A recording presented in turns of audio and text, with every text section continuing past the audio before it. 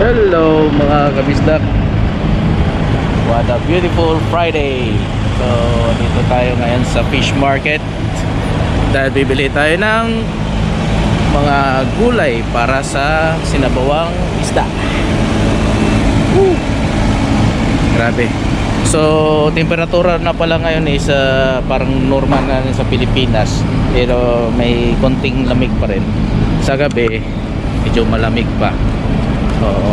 So pag lumabas ka sa gabi, kailangan mo pa rin ng jacket para di ka malamigan. So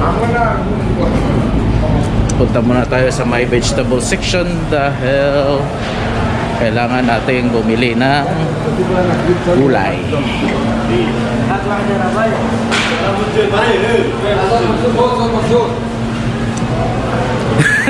Assalamualaikum.